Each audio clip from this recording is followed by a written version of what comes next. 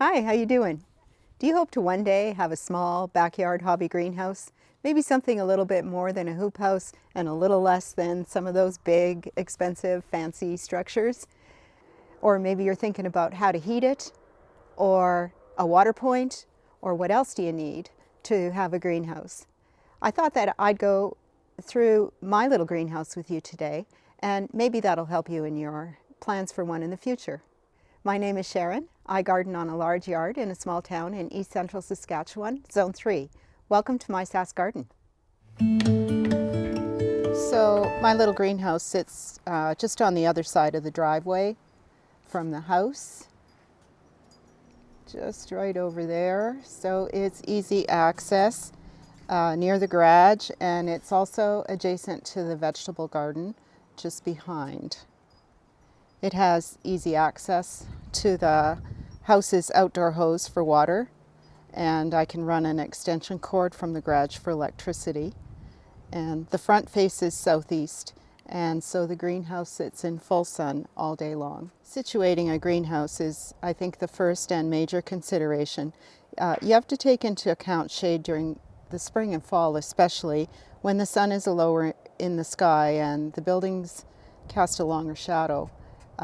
In this case, I have a maple tree right over here, and it's about 2 o'clock in the afternoon right now, and you can see that this shadow extends way out, and as a matter of fact, the greenhouse has just been out of its shadow for the last, perhaps an hour.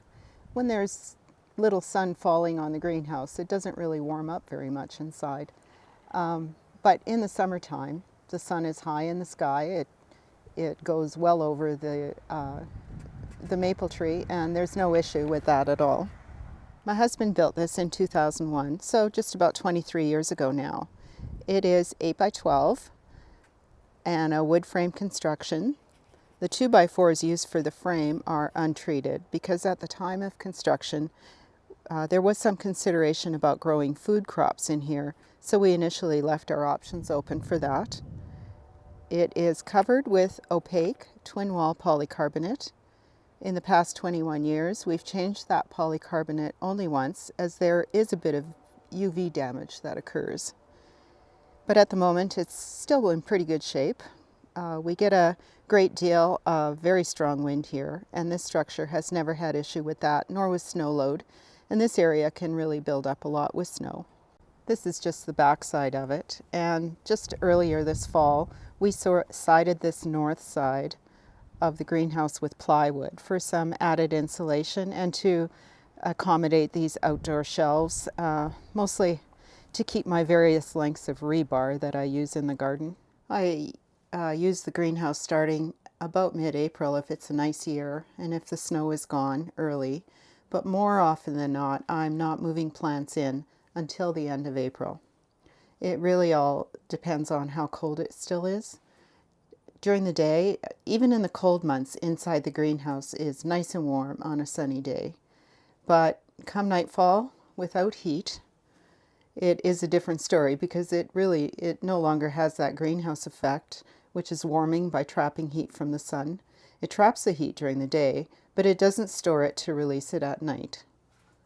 So if it's dark and cold outside, or even cool and really cloudy during the day, the temperature in a greenhouse is not far ahead of the outdoor temperature. I try to keep jugs and pails of water in here for passive heat to get nice and warm during the day and then release that heat at night. But you'd have to have a pretty big system, and I think I calculated that for this space I'd probably need about 150 gallons of water stored in black tanks, and that's a lot of water to keep inside a small space. It would take up a lot of room. I think also passive heating really is only as good as if it's constantly sunny outside, and if it's really not too cold at night. I don't think it would be able to handle temperatures probably much colder than -10. And again, you would need that full-on sunny day to store the heat to warm up the water enough to store the heat to release during the night. So if you had a couple of cold and cloudy days or snowy days, that warm water in the tank is going to deplete very quickly. So I run the heat in here if the temperature is expected to be 10°C or lower, or dropping through the night. And peppers in particular don't like it to be much cooler than that. They actually, I think 10°C is about the limit that they produce good growth. Also, plants have a really hard time, or they can have a hard time with big temperature swings. If it's 30 degrees here inside during the day and then it drops to freezing or just above freezing at night, that can happen for sure in this part of the world, then that has an effect on the plant's metabolism. And temperature is a fairly critical factor in a plant's growth and development, and having that big swing between day and night temperatures isn't optimal. Ideally, I like to have no more than a 20-degree difference, with the minimum temperature in here being 10°C. So inside, this packed earth floor is covered with greenhouse grade landscape fabric, and that's also 21 years old and has held up amazingly well. It can be swept to keep clean, and it's water permeable. The front door is a Dutch door where just the top half can be opened, and then combined with the back window,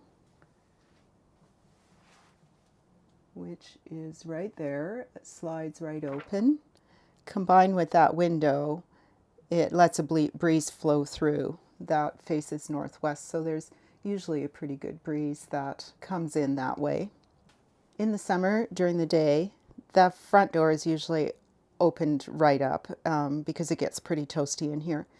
The opaqueness of the polycarbonate does help. If it were clear, the result would be quite a bit hotter in here, and shade cloth would probably have to be utilized. The opaque provides more than enough light for plant growth, and as you can see, those untreated 2x4s are not rotten or moldy at all. This is not a steamy and humid greenhouse environment. We are generally very sunny, windy, and a fairly dry climate. So heating a greenhouse is really a major consideration. I mentioned that we put plywood on this north wall, and we have all of the eaves filled with spray foam insulation. I have also taped some of the seams just to try and keep out any of those cold drafts. The other thing about the greenhouse is it's not really tall or high. I'm not very tall. I'm 5 feet or just over 5 feet. Yeah, I'll keep those couple inches while I can. It's low end walls. They're at about 5 feet. They're about my height, and so the peak of the greenhouse is perhaps 7 feet. I can just not quite reach it. Heat rises, so a lower roof means that heat is being kept just a little bit closer to the plants. I heat when I need to with a space heater, and it just sits over here on these bricks. And I like one that has a fan forcing that air out, as well as oscillating to move all the air around.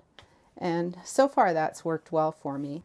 I've also utilized a curtain about halfway through the greenhouse to help retain the heat just on one side, and that's the first 6 feet on the front side of the greenhouse, and that just makes the heater more efficient when the space is smaller. I also have a thermometer that's right there, and I can monitor that on my phone in the house. So I've never had an alarm for when the temperature really dips, like if the power were to go out, or if the heater failed for some other reason. And thankfully that has never happened. But I think that it is something that I should consider. Maybe I'd sleep a little better at night when it's cold and the greenhouse is filled with plants. And you worry if something's going to happen, especially on a really cold night. You worry about that.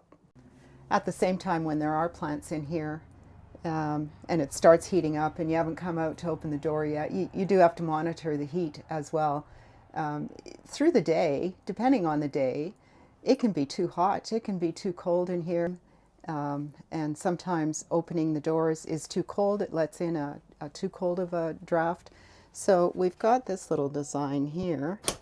This is the half door that can be opened, and I have a little hook right there. So it allows it just to be open a crack. And I use that a lot on cool days when I still want the air coming through. That, along with the back window, which can be slid open just, an inch to the full amount, that I'm able to control the amount of cold air that comes in that way. Inside, I keep a pretty close watch for bug troubles, which the 3 or 4 times I've had them have always come from purchased plants. So I inspect very closely what I'm buying, and again, before I bring them into the greenhouse. I'm not too concerned about a few fungus gnats because they're almost inevitable. But aphids will take control in a greenhouse super fast, especially when it's packed full of plants. So from the time I move in, mid-April to early May, this houses and grows on any of the plants that I've started in the house under grow lights, and any cuttings that I've taken as well as any of the purchased plants. I also overwinter a few plants generally that I want to start cuttings, and so I bring them in here too. What else? Perennials I buy generally stay outside unless it's going to be really miserable, or unless they've been growing under, absolute optimal conditions and they haven't been hardened off yet. Then I work at bringing them in and taking them out to harden them off properly. I fill up these 2 garbage bins with water that I then use for hand watering the plants. I find it beneficial for the water to sit for a bit and warm up a bit before I start sprinkling it on all the tender seedlings. I don't grow any crops in here. As you can see, I don't have any in-ground beds. I have grown cucumbers in big pots, maybe 8-10 gallon pots, and the cucumbers sort of just went along the bench, and the cucumbers, they were long English cucumbers, and they just fell in between the slats, and that worked okay. They do need to be monitored because when they're growing inside the greenhouse and it gets to be 42 degrees in here, even with everything open, it still can get very hot. On a hot day outside, it's even hotter in here for sure. And so I don't know that the cucumbers and or plants really appreciate that extreme heat. I've certainly grown potted tomatoes and peppers, melons, and zucchini in here well into June, until it's pleasant enough outside for them to be set out. I've considered growing peppers in here only because I know they can tolerate that extreme heat, and I'm curious if I would get a better result in the greenhouse as growing in pots as opposed to out on the raised beds. I've never really had trouble getting ripe peppers out there from the raised beds, but I'm curious if it could be better, or if there is a difference. So I may try that this summer. And the other thing about that is it would allow me to extend that growing season probably into October, whereas out on the raised beds, that does become a little bit more difficult. So when the plants are all finally planted out, I use this area for so many other things through the season, taking cuttings, repotting houseplants, I always seem to have a few cacti and succulents hanging out in here, or I'm rooting new ones. It really becomes my catch-all. It's my temporary shed. It houses all my harvest baskets, and there's all kinds of pots and soils that I keep in here as well. It's also my space to do something when it's raining or excessively windy outside. Also, after I harvest the garlic, I wheel them in and out of here on my wagon for about a month's worth of nights while it cures. And I also leave it in here during the day, those days that it might rain. I dry herbs in here with the heat, and if it's low humidity, dill dries absolutely beautifully and fast in just a day or two, just laid out on a bit of cheesecloth. Basil, oregano, and thyme will also dry pretty fast.